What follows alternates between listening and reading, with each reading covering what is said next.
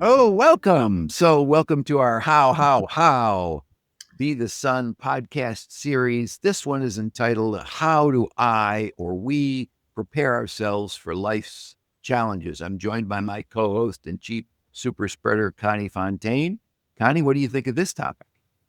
Well, this is a great one because I think we have a tendency to worry Yeah. about things that could happen to us, and that worrying isn't very productive. So I think talking about how to prepare for those in advance is really what we're talking about today. And I love this new expression that I just came up with, which is I'm doing prehab. It's the best.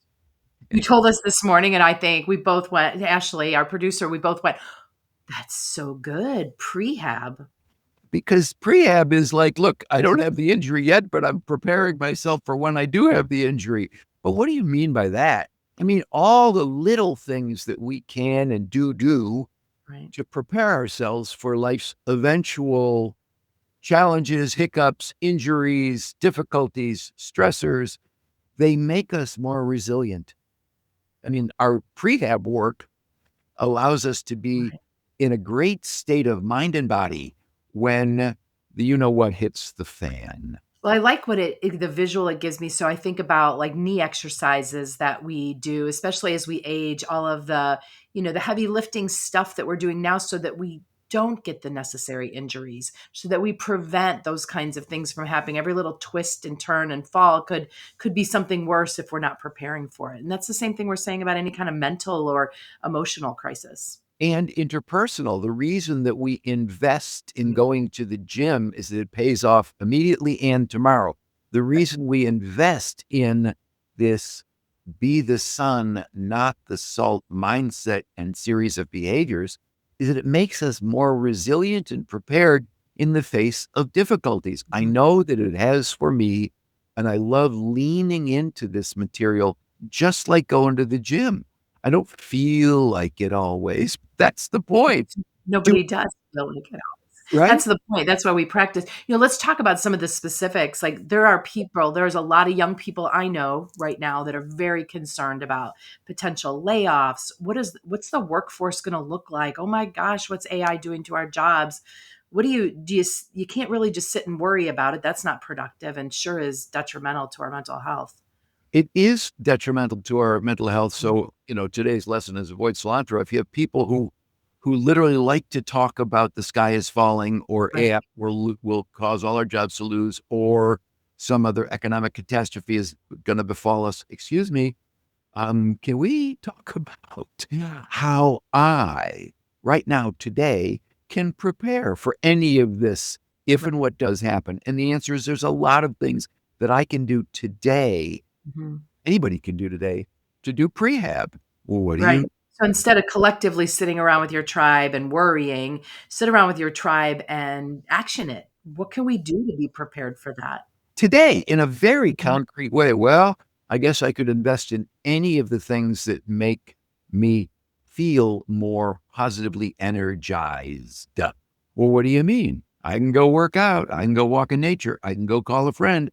I can go challenge some kind of negative self talk, you know, spiral that I get into. Mhm. I can really lean into one positive, good thing that I can do today for myself or somebody else that'll make me or somebody else feel great. And it becomes a flywheel of goodness. Yeah, that's the foundation. That's it. You need that physical health, that emotional health to tackle the problem and I think there are things that you can do to start to research what if? Like what does my job look like? How could I create my job to be something that's even more productive because of AI, for instance? Or what are the things that I could be doing to budget for and make sure that I'm protected for a couple of months if I am in that situation? Is my resume ready? Like so all the things that you can do to start to protect your roots in that way. And I agree though, being physically and emotionally healthy is the first step to being ready to do all that. And when we keep ourselves physically and emotionally and mentally healthy and interpersonal healthy, that's the key. And when we keep it in those simple terms, what does be the sun, not the salt mean? Well, that means invest in some kind of goodness for yourself or Yeah. someone Yes. else. It- Yes. I think there are people that are listening that would say, "Yeah, that's all great. I do this all the time. I'm really good. I take good care of myself, but what the heck? I might lose my job." I mean, they just heard the news coming out of New York. There's a in terms of potential job losses, and what do they do with that energy too? Because it's I think taking care of yourself physically, emotionally, and starting to do some other things too. Right. And these are very practical things that one can do, not in preparation for a quote unquote layoff or economic downturn, but keeping your skills, as you said, top notch, investing in your relationships personally and professionally, Mhm. and taking care of your mental state of mind so that you are not victim to the external circumstances that befall you. And that's Mhm. every single day, Right. focusing on our gratitudes, focusing on our blessings, talking to your loved ones Right. about stuff that is helpful for you and or them in any capacity. Yeah, I lean into that Tim Story now. What some of the terms that he threw out at us that have stuck with us, and one of them was, have your corner man. Who's your corner man? Is it identified? Your corner person, that person who sees you just like you were if you were in a boxing ring. The person who sees you at your best and your worst knows how to cheer you on and give you the real results too, and give you feedback. And then there's the green room surrounding yourself with people. So taking advantage of those instead of what can often be something we do is sit around and bemoan, oh, did you hear the news? And I think turning that whole situation into something that could be positive, like, let's go weather this together instead of, oh, did you hear? Exactly. And have a bias for action. In other words, Uh, talking about this stuff is not the same There we as go. doing something. In other Yep. words, what can you do today? So, Mhm. for example, if you went to the gym today, that would Mhm. be a good to do. If you Mhm. called a brother or a sister or a friend, that would be a to do. Mhm. You literally did a project that made you more resilient. That Mhm. was to do. Mhm. Talk is not the same as As doing. doing. That's right. So more to dos that you can put in your bank, if you will, invest in yourself. Mhm. All the more reason to be prepared by putting a little bit of energy into you. Right. And if you don't know what those to-dos are, ask. I think that's where you start to leverage those loved ones, those people in the industry, people you trust and you can count on.